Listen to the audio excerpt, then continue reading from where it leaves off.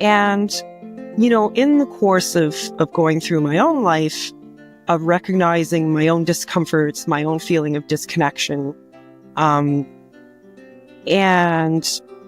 so I started dabbling. I started, looking for something outside of myself that was like, I didn't even know what I was looking for. And I was taking courses.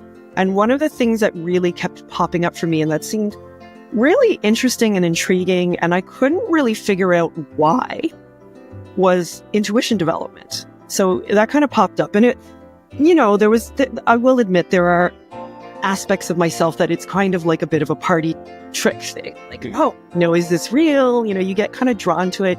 You don't know. It feels magical. You don't know if you trust in it or believe in it. But there's some part that gets drawn. And so I started there, and I started taking some courses and some workshops, and everything just morphed from there, because honestly, it was a moment of feeling like I didn't recognize how thirsty I was until I started drinking. Hi everyone, welcome back to Zen and Now, where we chat and learn about mindfulness, mental health, and all that contribute to and affect our daily lives. Today, I'm thrilled to introduce to you someone special, Cathy Eu, a psychotherapist right here in Toronto, who has the incredible way of blending the scientific with the soulful. Cathy isn't just your average therapist. She's got a psychology degree from our very own University of Toronto, but her journey didn't stop there. She ventured into the world of holistic healing, earning diplomas in spiritual psychotherapy and spiritual direction. Plus, she's a certified Reiki practitioner, skilled in pranic healing, and has deep dive into shamanic practices, if that's how you say it. Shamanic? Yes. Shamanic practices. So let's get ready for an enlightening chat with Cathy, where we explore how her world works. Let's get into it.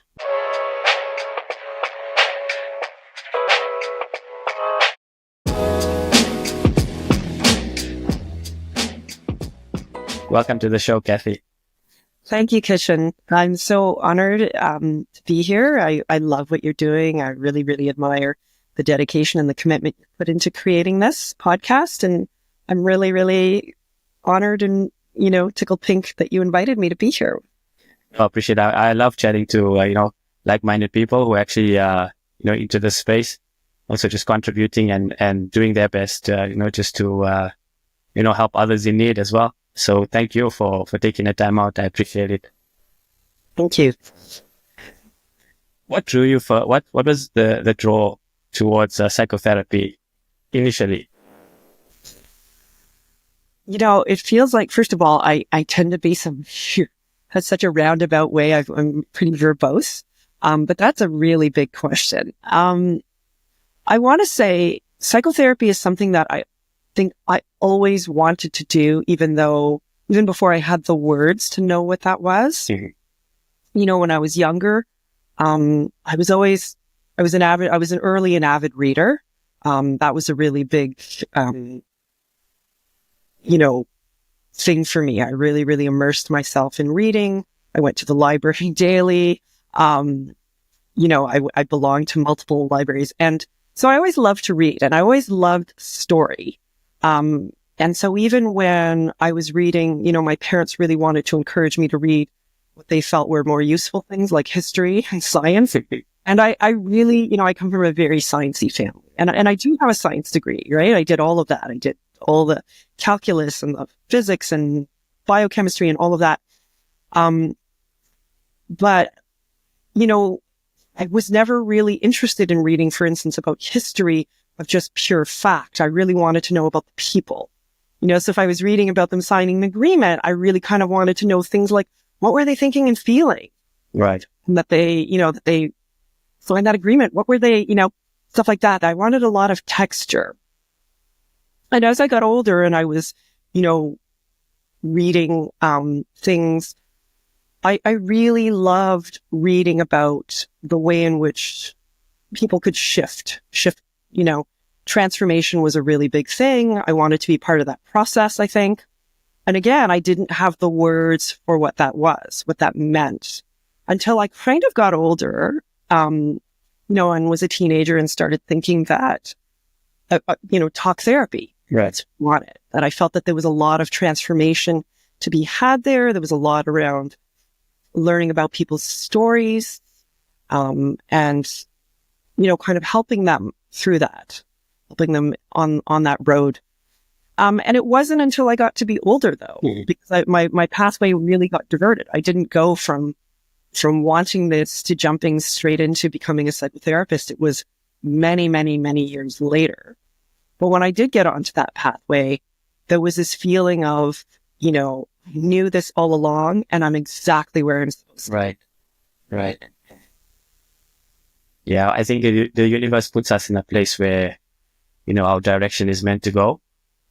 Even though we don't see it at times, but, you land and you have that aha moment and then you just flow within that direction. I agree. Yeah. Very much so. And where did the spiritual practice, first fallen into psychotherapy for you?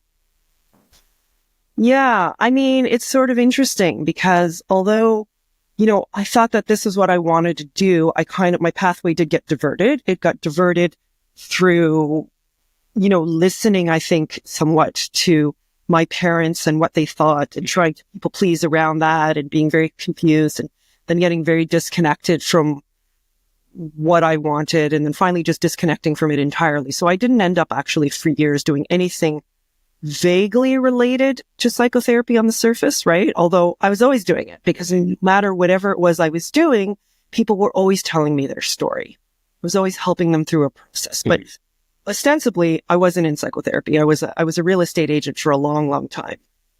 And I'd never had that feeling. Like when I started and I went back to school, again, it was that feeling of, I am exactly where I need to be. And really feeling that so deeply in a part of me, like my soul, and recognizing that, wow, when was the last time I felt this way? Yeah.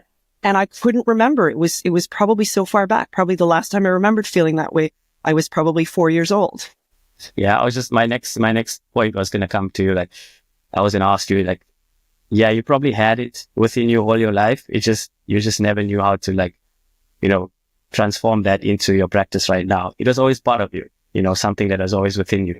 Yeah. And I believe that about all of us, right? I really subscribe to the idea that we actually are all spiritual beings and we're within a human container, right? We're having a human journey, human existence.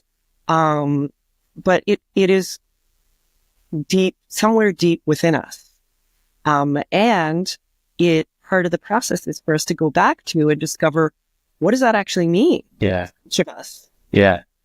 Do you feel like a lot more people nowadays are actually tuning into their spiritual side? Whereas maybe say 10, 15 years ago, we were just, on the straight path and a straight and narrow and just doing, what society or what our parents or what our cultures, dictated us to do. Yeah, that's a good question. It's a hard one for me to answer. I feel like the trend is that we're going there. But I don't know if it's just that I'm more aware of it. And so that's why it's in my field of consciousness, or is it really so? What I do know is that more and more people are contacting me looking for a different type of healing, a different type of therapy.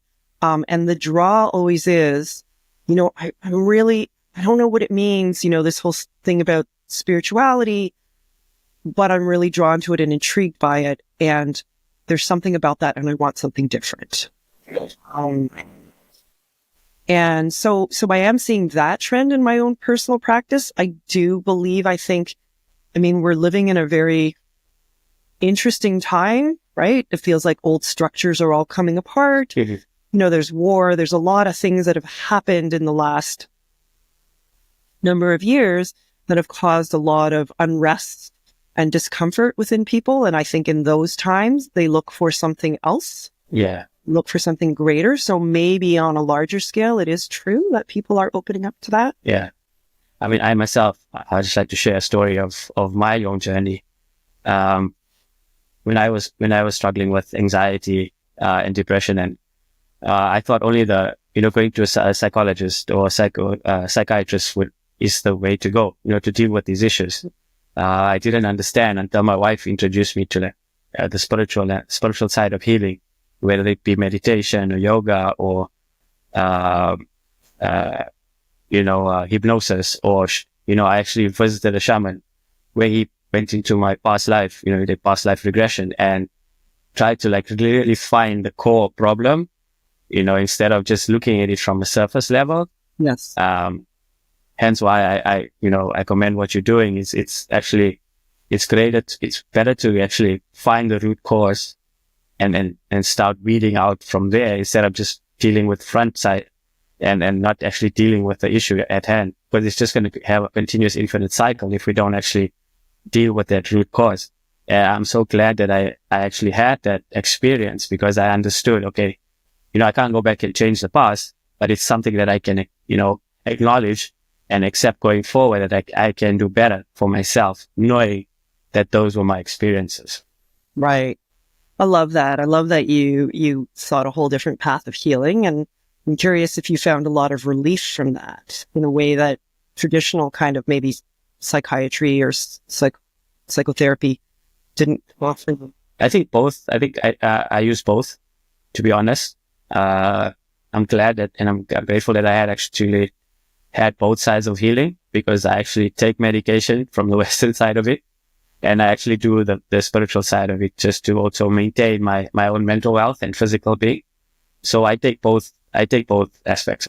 Yeah. And I think both are necessary. Yeah. But I think that when we immerse I think things go out of whack when we immerse ourselves in either only one or the other. Yeah. Because again, we are both, right? We are, again, I'm going to say it again, and maybe that sounds tiresome, but I really do believe that fundamentally we are spiritual beings and we are on a human journey. So we've got to cater to both of those things. You're right. And somebody who reaches out to you is new to the spiritual practice. What's your approach to introducing them to the spiritual with the natural and Western way of possibly trying to heal? Yeah, that's a great question. Because I do get asked a lot from people about, what does it really mean? And my answer is kind of like, I don't really know. Because the thing about it is, the inquiry is really, how does, whatever it is you want to call it, whether it's spirituality or the divine or something that's outside of yourself, how does that move through you and get expressed? Right. And everybody's different. And so, and there's a lot of, I think, misconception and wounding around spirituality when you use those words. I know I myself, for a long time, if anybody had use the word spirituality, I think I dialed down the volume and I just shut them off, and I just would see their mouths move. Right. Because part of me that was just like, this is all just, I don't know. I don't know what the words were that I was using, but I didn't want to hear it. I didn't. And that's because, as I started to go down this road and really examine things, was, what did I actually think that meant? And what, connotations did I have, and what connections did I have? And I had to kind of unwind from that. And that is what happens to people. I do get clients who come to see me who have had either spiritual or more particularly religious wounding, right? Because they've been, let's say that's part of their upbringing, and there's a lot to unwind from. So when they hear the word spirituality, they don't want to have anything to do with it. But how I explain it to people really is, it's the idea that maybe there's something that is bigger than ourselves. And then to really examine, again, how does that move through us? But where do we fit into that? Right. And to everybody, it's going to be different, right? So for some people, spirituality is going to be expressed in communing with nature. They're really all about nature. And it's sort of like, okay, well, how does that fit into your life? How does that shift who you are? How does that shift your understanding of yourself? How does that shift the way in which you relate to the world as you move through it? So really, it's an invitation to explore something a little bit greater than, the discomforts of living, because I think that people get caught up in this whole thing of sleep, work, eat. Yeah. Work, eat. And I'm not about that. I don't know. And they start blaming themselves. Like, maybe I need to be better at working. Maybe I need to be better and they start looking for solutions. So people get very focused on on the solution, which, I like what you said, how you kind of dropped down into kind of looking at it a little bit differently. Because when we're just trying to address the discomfort, like coming up with a solution, we're not actually looking at the discomfort so clearly. Yeah. Right? We're just trying to make it go away in a sense.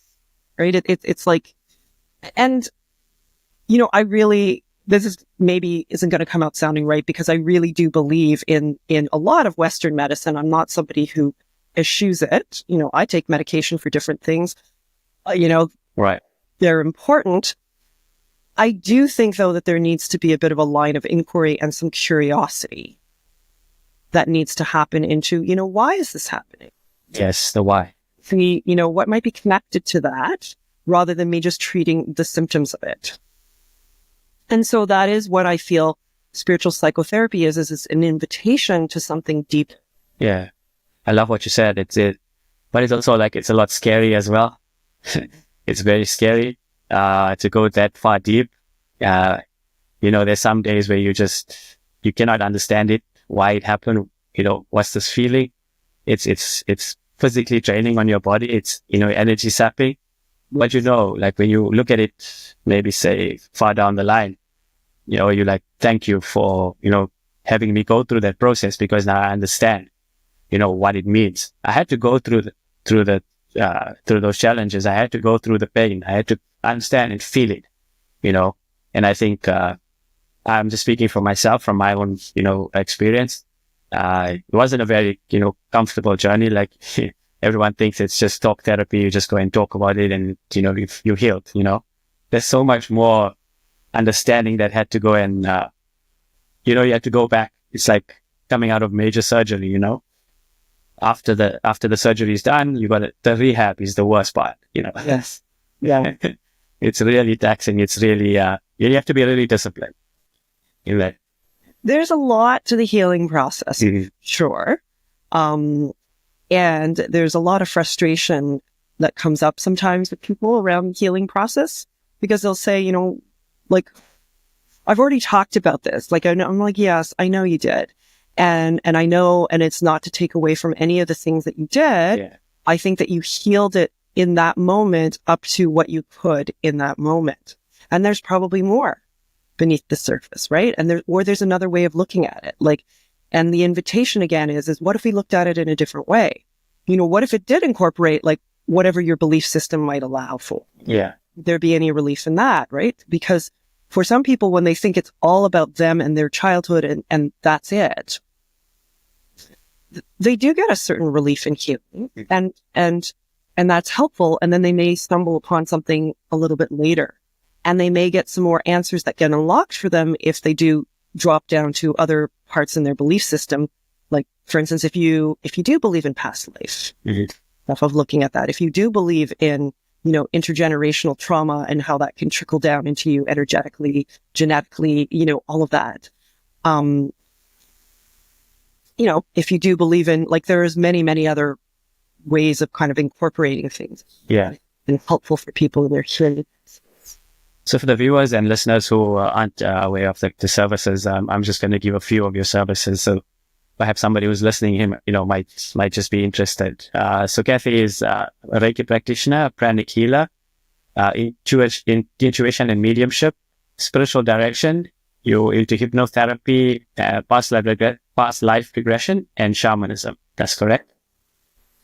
Yeah. I mean, it's funny hearing you say all of that. I guess it sounds like a lot of maybe different things that to some people may feel a little weird and wacky. Yeah. I mean, mostly it's held under the umbrella of psychotherapy. Predominantly, most people who come to see me for psychotherapy, but they come to see me knowing that under that umbrella, there are these other options can be incorporated, right? That are available to them. I mean, some people come for the standalone things like, like Reiki, maybe just a session of kind of sort of an intuitive, kind of sessions. Yeah. And such. But for the most part, most people come for psychotherapy, and and see that their arc of healing is going to incorporate some of these things that I do. Do they have like an initial reaction, like of of surprise, or is it something that they are aware of because they've already done the research and or seen your webpage and understand, okay, this will be incorporated into my journey?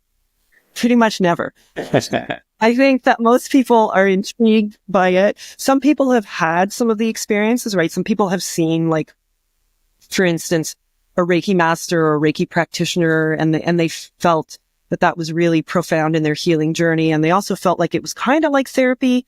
So they're very open to it. And other people have no idea. They see that there's a whole collection of things I've been trained in. Mm-hmm. They have no idea why they're drawn to it.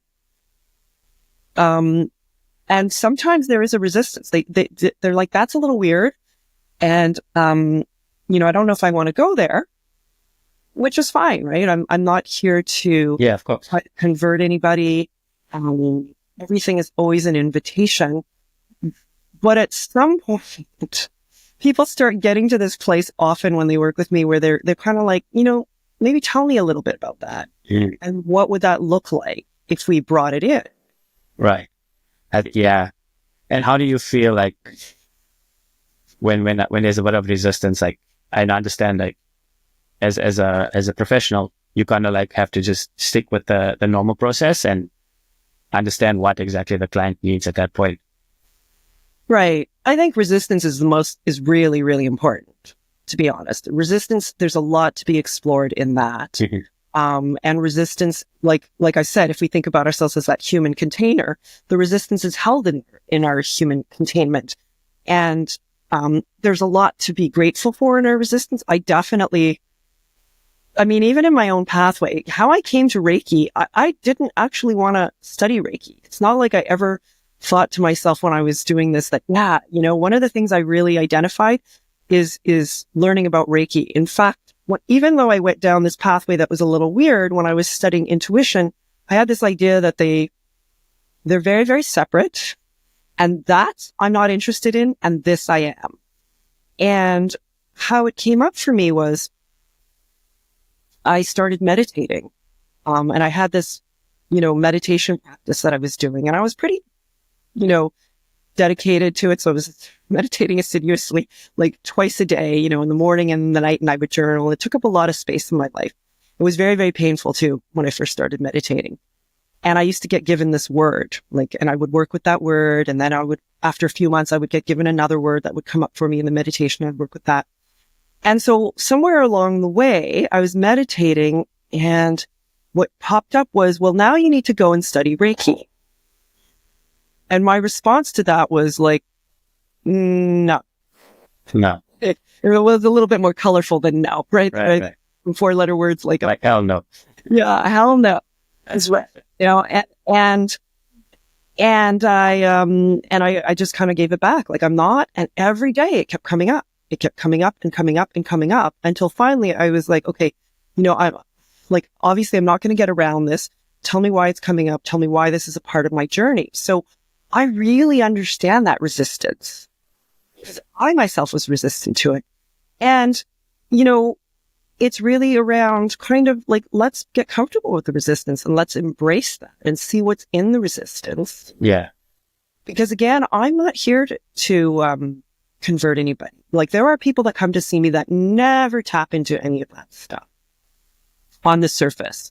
It exists because it is woven into the fiber of me. Right. That whatever it is that I'm holding, that energy is getting projected. So even if we're not talking about it, it is somehow seeping in. Mm-hmm. But, on a more overt, I think, explicit level, it may never show up. Yeah. It's about also allowing it to flow through you, right? Yeah. There's a lot of resistance, like you said. So there's something that I do for myself. It's just, when I'm like resisting, an anxious thought or, an intrusive thought, instead of fighting with it, in my mind, I set up like I'm overlooking a mountain. I'm standing on the top of the mountain and overlooking the scenery. And instead of, blocking them out and saying no, I'll allow that thought to come with me and just sit with me. So I'm not fighting to to say, go away, I'm not, you're not welcome. You're leaning into it. Yeah, come with me. And I'm sitting with the uncomfortableness because only then will I be comfortable. Right. So it's something I'm practicing, trying to do, like when I have those thoughts coming to my head or something that makes me feel uncomfortable. It's just something that, if somebody who's looking to is resisting and hears this, maybe it's something they can do as well. That helps me, just also be peaceful within myself. Right. So, I believe everything has a story, right? So your resistance itself has a story. So to get curious and inquire into, what is the story? Why is there resistance? Because at some point that resistance probably kept you safe. Right. Yeah, no, for sure. Like that's our fight or flight. You know what I'm saying? That's our cognitive science to say, there's danger. Please, protect yourself. Right. So even getting curious about what's in that resistance and then, expanding those lenses even because, sometimes those things are also passed down to us. The resistance often will contain things like fear and anxiety and, that kind of thing. And, some misconceptions and beliefs. And where did they come from? Yeah. It's a curious mind. Where? Yeah. And people can get really, depending again upon what their belief system incorporates, find out some really interesting things about themselves. That gives them a bit of a deeper, self-understanding. Exactly. And somebody who's, dealing with a lot of energy every single day, what's your self-care routine? How do you take care of yourself? Yeah, thank you. I appreciate that question. That is something that is really near and dear to my heart.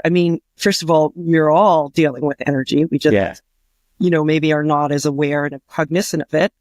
For me, that was one of the gifts of Reiki. That's why I did end up studying Reiki, is it really did help me understand energy in such a different way. And, to figure out how do you move with it? How do you, deal with it? And so with every client, you're hearing stories, there's energy that is getting exchanged. So there are certain practices that I do, when I'm working with people, one of which, I don't know if you want to hear about it, but there's... No, please do. Please share if you feel comfortable, please do. So one of them is, you think about, you clear energy, first of all. You make sure that it's like having somebody come over to your house. Right. You're likely going to clean your house, right? And make it look all... So, and when we do that, we reset the energy in, there's always a different feeling when your house is clean than when it's not, right? So I actually consciously will clear energy before client comes, and there's different ways of doing that. And sound is a great one. Smudging, that's kind of a more traditional one. What is smudging, if you don't mind? Smudging is you can use various things like sage or even, I have some, if you don't want something that's smoky, you can use some liquid things called Florida water. Okay. You're essentially just moving because everything has its own energy. Yeah, right. Things help to lift and clear and break away some things where there's heaviness. Okay. And I know it's, because there are parts of me that also, when I hear myself say, that sounds so weird. Yeah. And so I know for some people that also exists, right? But when people actually experience it, when they come into a place that somebody has actually done something like that, they really, they respond quite viscerally, and they may even comment, and they, don't realize why they're feeling what they're feeling. Don't go anywhere. We'll be right back after this short break.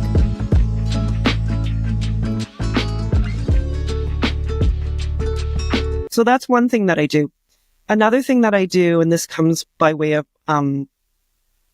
my shamanic training, is I open directions, or I open sacred space. So in between sessions, before I have a session, I open sacred space. I close it down for that client.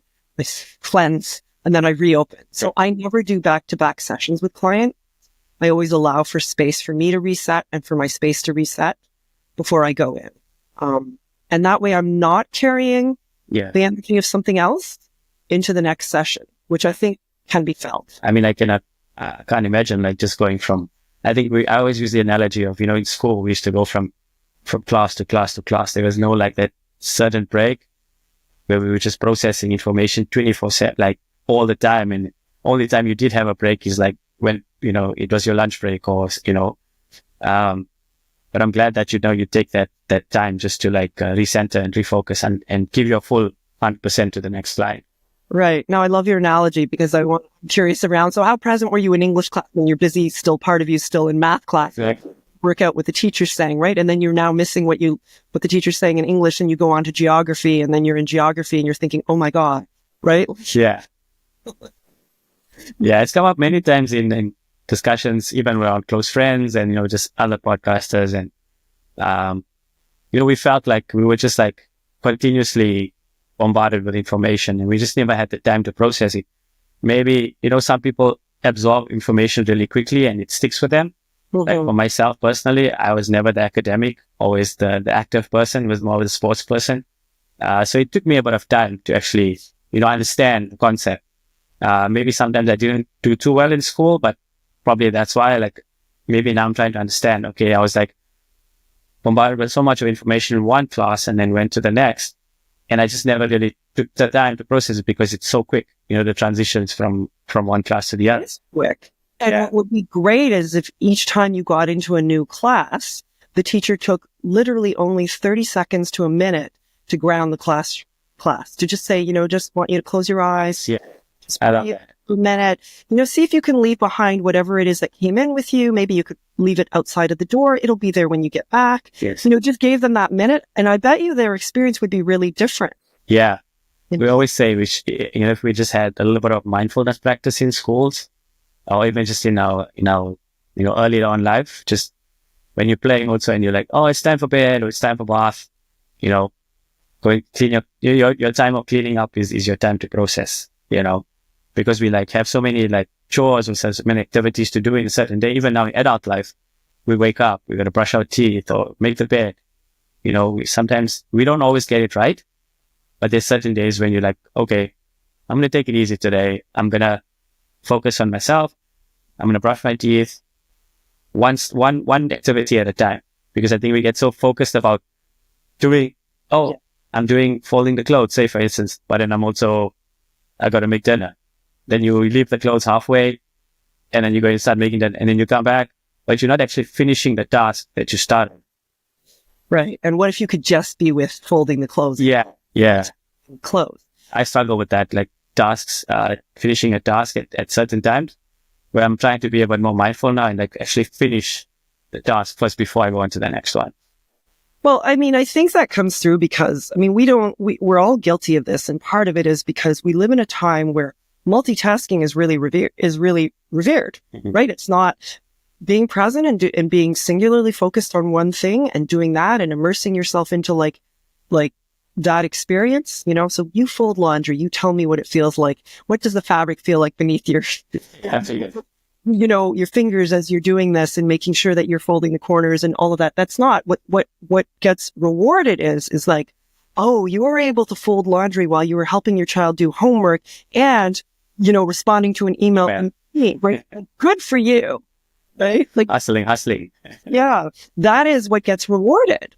Okay. So I think that we start owning these things, these messages that get put upon us that, us being present and us immersing ourselves and doing one thing at a time and only one thing. Like I'm only going to sit here and brush my teeth for those 15 seconds or 30 seconds. Actually, my mom's a dentist, so she probably has a different timeline on how long we're supposed to brush our teeth. But however long it is, that I'm just going to be here with that in the experience of brushing the teeth. Right? Rather than I'm brushing the teeth and I'm thinking about, this letter that I have to write for work. And at the same time, maybe I'm also scanning my phone, email in between. And, it's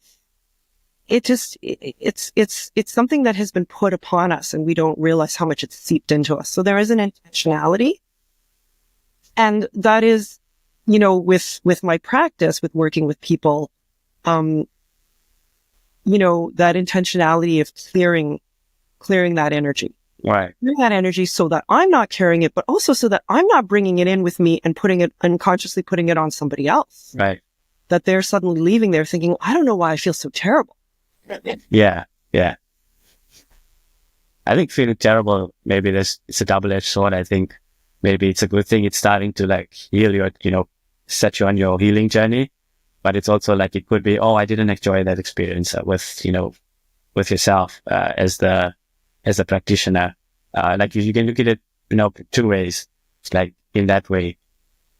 Do you agree? Or I don't pretend that we're not going to go through periods of discomfort and dis-ease. But the question is what I'm carrying all of mine, or am I also carrying, did I come into session and I ended up, putting some energy into somebody that wasn't fully long, that, and they've left there carrying that. And that is, it's the same thing as like, you think about secondhand smoke, right? You're not smoking, but you're breathing in somebody else's. And so energetically, that is why I try to do these things. I try to disconnect. I definitely, cut that cord between clients. There's a reason why, there's an intentionality behind why I do some of the things that I do in my business practice. Like, for instance, I'm required as a therapist to keep notes. We all are, and, to be an ethical and responsible therapist. Right. And I'm very conscientious about that. And one of the things that I do, and I've done it from the beginning, and I recognize now why I do it, is I don't carry over notes into the next day. So I know some therapists, and I get it, because we all have busy lives. Mm-hmm. There's no judgment, but there's just a recognition for me of what I need. So some therapists I know, they'll say, oh, I'm really behind on my notes. I've got a week's worth of notes to do. For me, that could never be a thing, because first of all, I don't know if I trust in myself to capture what I wanted to like a week later. Right. But second of all, for me, because I'm so cognizant of the energy, what I recognize is that's another way of cutting the cord. So when I finish the session, I allow for the in between to cleanse space, to open and close sacred space, to do all of that stuff, and also to write the notes. Because once I finish writing the notes, I can then disconnect. Right. And I'm not carrying that client with me into the next session or beyond my day, which is where burnout happens. Right. When that energy is somewhere on the back burner. Do you advise your clients, like after the session, just to take it easy, make sure that they drink a lot of fluids? Because I know a lot of that information is, presented to the client that comes in, because it's pretty taxing. It's like you go for a massage, your body like gets relaxed. Do you advise your clients to just take it easy for the next couple of hours, not to do any heavy lifting or anything? I'll tell people about things. If stuff has come up, there's a lot around that. I mean, there is, you try to make sure that people are grounded before they leave session, but also, kind of giving them some education around what to expect. It's like when you do get a massage and they tell you, a lot of energy has shifted and moved, and your body is working to integrate that. And it's the same thing for psychotherapy. Like, we're moving around and we're shifting energy and we're stirring things up. And your system, which is so wise, is going to try to reconstellate and recalibrate and integrate all of that. And, you have to give it time to do that. So people who try to, I've had people like, the first session can be a really intense one. And I've had people who'll say, well, I think I can fit it into my lunch hour. Wow. And I usually tell people, maybe you might want to try to book it. Let's try to find a time at the end of the day, have some time and space that you're not having to run back to work. You're not having to, that you can just sit with. Yeah. And I think people need that reminder, because again, like I said, we live in a place where a lot of this stuff is rewarded, right? It's rewarded that you do 30 things in one day, and so I think that people need that reminder and that permission, maybe. Yeah. Take that time. Yeah.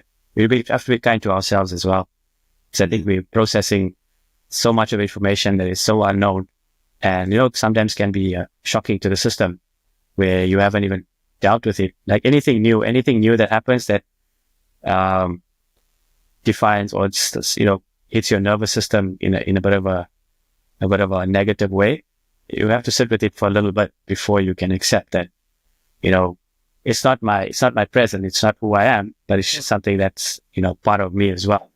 Right. And the rest is really important. I mean, yoga teachers know this, like Shavasana, that's the most important part of the practice, right? You're lying there, and it's when your whole system is then taking in and integrating. And Shavasana, I know that our, classes traditional right now tend to not be that long, but I believe in more traditional times, Shavasana took up a lot more space, right? It wasn't just 2 minutes at the end of it. It probably was more like 20 minutes. Right. Yeah. And there's a reason for that. Like our body does a lot of healing and processing when we're at rest, when we sleep. That's why sleep is really, really important. Our body is processing, everything, like when we're in REM, right? Yeah. We're going through the REM cycle. That is our brain processing appropriately the stresses of the day, the events of the day, and putting them into the appropriate places. So if we don't get great sleep, or we don't get enough sleep, then we've deprived our system of being able to do that. And it's a backlog. It's like not cleaning up as you go along, right? So now maybe I have 3 days worth of stuff I have to all in one night, right? It's a lot to ask our bodies to do. I have a question to ask you. So say, take Cathy 10 years ago to Cathy now. Was your mind more active then or now? Or are you able to fall into stillness a lot more easier now, or was it a transition? Oh, it's such a good question. I think, when I look back 10 years ago and 15 years ago, what a difference. Even a few years ago, I definitely, stillness is something that I've had to, really intentionally bring in. Because again, for me, there's a lot wrapped up when I started going there around what does stillness mean. And if there's belief systems that are wrapped up in that, stillness means being lazy, unproductive, being, whatever it is, I've got to unwind all of that before I can allow myself to be still, to find your stillness. Yeah. So yeah, in answer to your question, my system tends towards the quick, I think anyway, like quick thinking, running through 10 different possibilities all at once, I think my family is a lot like that, right? They're science. So I swear they run computer programs through their brains. But I've noticed how that can also lead you to getting stuck. And I've noticed it within my own system. So finding that stillness actually really helps with that unstuckness. And knowing that, I think, has been helpful for me to give myself some permission to be still. It is definitely something that I have to consciously work at, because what do 90% of people do as soon as they wake up? They reach for this, right? It's a very opposite of stillness, and they start swiping through, whether it's... Yeah, you start absorbing a lot of the blue screen and information, and your brain is still half. Right. And the morning time is such a great time for your system, at the brain level, at the energetic level, all the different things physically, to have that stillness. So my favorite time is in the mornings. I'm not one of those people that wakes up and then I spring out of bed. I love to take my time, and I love to just lie there in bed and just open my mind up to, what's coming through, and what am I feeling? What am I thinking? I often have the best downloads in the morning. Yeah. Once I sit out of sleep, and they're profound. So I try to gift myself that stillness, in the morning for sure. And, I have to consciously, once my day gets going, it really is a conscious effort to try to find those still points. One of the things that I love, the gifts again of shamanism, is from learning about, different connections. And one of the things that when I'm opening sacred space in one of the directions, one of the things that I invite in is hummingbird. And hummingbird is a great energy to tune into, because hummingbird is the archetype of, the stillness and the experience. Right. Present in the moment, that you can be in motion and yet still be in the same place. Like the Flash. Yes. So Flash could work too. I like hummingbird. So I actually have a physical reminder, over, one of my windowsills. I have a hummingbird that hangs down there. And it's a constant reminder to me, to find that stillness in the experience. Have you found it today? Because when you don't find it, then I notice it. Right. Does it affect your day? Or do you find that, okay, this is not going to affect, it's not going to be, I've acknowledged it, but it's not going to affect, anything going forward? I think it definitely affects my day. Right. I think that maybe I have parts of me that probably deny that it does. Right. And again, it's just like, if you miss one day of sleep, it's not that bad. Although, you haven't allowed your body to process. If you miss 3 days of sleep, in a row, you're going to feel a lot more. But to pretend that, that one day didn't matter, it did. Maybe you got through your day and you managed to do all the things that you were supposed to do, but it still affected you, right? You need even more energy that you had to pull up. So the same thing around the stillness, like maybe you got through your day, maybe you don't feel it did, but probably there was something that was happening in the background that maybe wouldn't have had to happen had you taken those few minutes in whatever it was, whether it's in the morning or at night, to really intentionally and mindfully pause. That's why I'm saying that if teachers could incorporate that, every class begin, just a quick, 1 minute. Yeah. They'd probably, classroom management would probably be a lot less heavy. Less more stressful. Even breath work, I think, because I think we also struggle with around the, pressures of performing, in whatever, in everyday life. And breath work is such an important tool. It's so simple. You don't need to, pay subscriptions to anything. It's just something everybody's born with. Literally every life on planet, anything, that has a breath can use it just to like calm your central nervous systems down, and then go again. Because I used to struggle with panic attacks. Never really understood why. And then I started to learn like, okay, sit with your breath. Just take a couple of deep breaths, brings everything down, cognitively functions come back online. And then you actually be able to like, take task, or challenge or take on the task that's in front of you.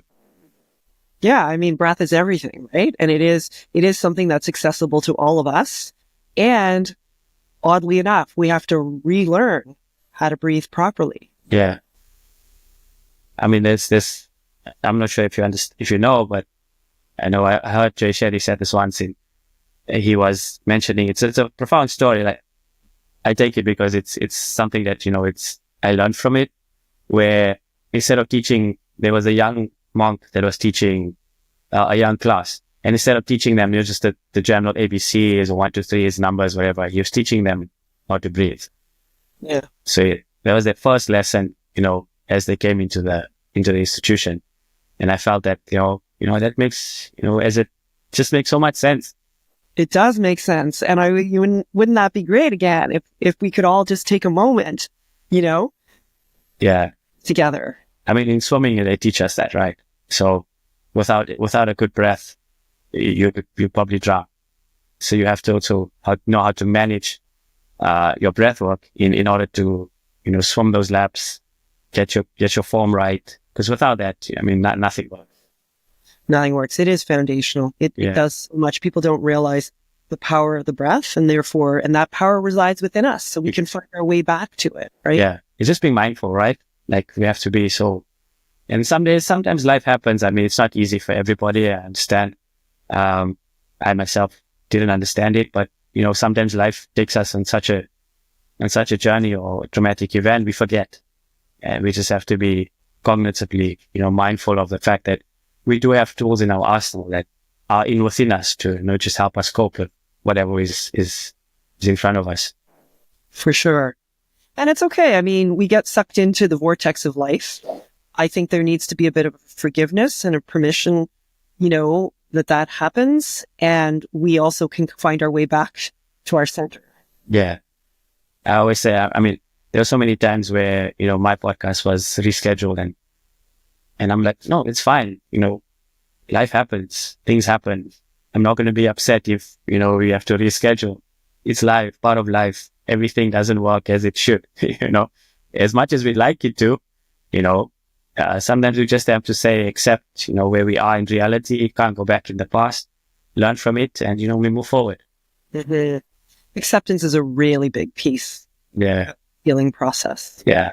And a lot of people don't like that. Yeah. It's not something some people have to listen to or hear sometimes. I myself too as well. I'm really stubborn at it, but I'm learning, as we go along. Not great at it, but just learning to accept. Sometimes, I am also at fault at times. I also don't want to be wrong. I hate being wrong. So it's something that's within me to learn how to accept when, I do something and I'm also get called out for it and learn from it. Right. I also think, for me, I'm always, it's funny, there's an expression, curious cat, right? Yeah. And so it's kind of apropos with my name.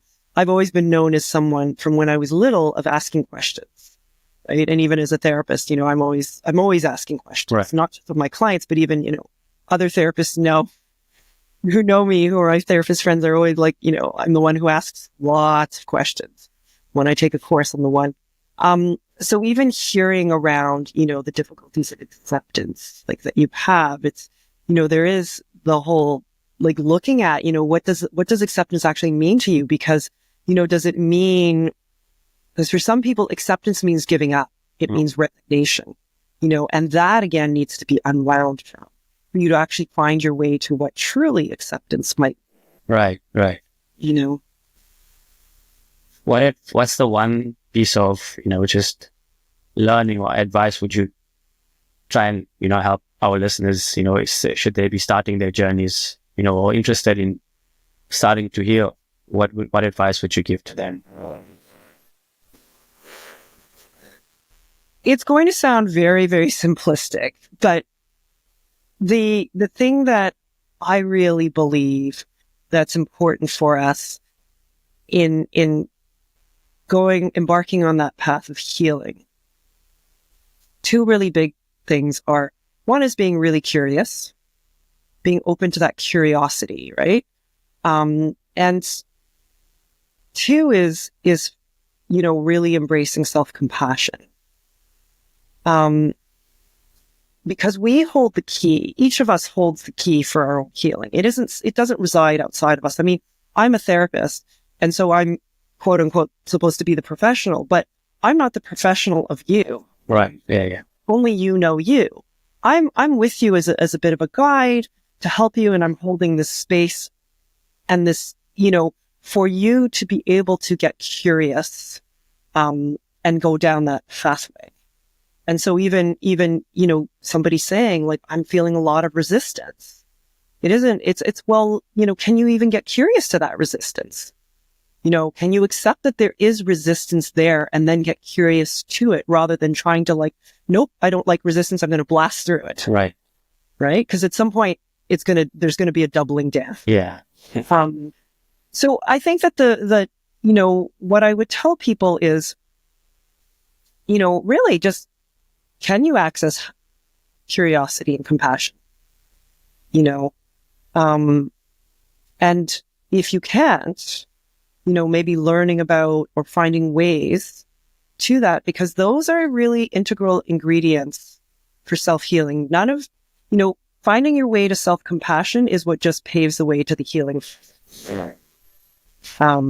And we all have that wisdom that's contained within us. So really, my job is just helping them get curious, get compassionate, and then standing back and letting them, tap into that inner wisdom that's going to guide them. Yeah. Compassion and acceptance. The words of today. Yes. I love that. And somebody who on the other side of the spectrum wants to become the practitioner, any resources you could share or I could share with in the description, that'd be awesome. Resources in terms of what kind of training? Yeah. So sadly, the school that I went to was really, really wonderful. And unfortunately, they no longer offer my program. There are wonderful schools though that do have great programs. And I think, depending upon what you want to offer in your practice, for me, I did all kinds of different trainings. Right. And I was really guided by, just following kind of the pathway of what felt like what felt like it was necessary to now show up, and how does that fit into what I may offer? So you may have to go through a piecemeal process. No, I agree. You have to like learn sit with your feelings, sit with your thoughts, and understand exactly what is exactly your path going to be. Right. And there are so many different practitioners offer healing in different ways. I just stumbled across somebody's site, and I believe she's in Toronto, and it was fascinating. She's a psychotherapist, but she's also a trained astrologer. Yeah. And she combines the two. Oh, okay, with the stars. Okay. Yeah. Right. And she's got something called astrological, I think, psychotherapy. And I think that could be really deeply healing for someone whose belief system can incorporate and hold that. Yeah. So my advice for people, if they're going down the pathway, for instance, of wanting to be psychotherapists, is, you can get great trainings, and they can be more conventional trainings. They don't have to be a school that holds, a more spiritual lens. And you can go off and get adjunct training in some different things. Like, what do you feel called to? Like, how does, spirituality move through you? For me, it was more about the things that were like very palpably energetic, like chronic healing and that kind of stuff. And for someone else, it might be, tarot. And for another person, it might be astrology. And there's so many different ways in which it shows up for people. Or just academics. Mm-hmm. Yeah. Yeah. 100%. Before we wrap up, I know you've shared a lot about your journey. What's next for Cathy, coming down the line? What can we look forward to? Oh, it's a good question. So I just finished, wrapped up my formal shamanic training through a particular lineage. And I'm curious about, how is that going to roll out? I'm doing some other training now in a psychotherapeutic modality that addresses trauma.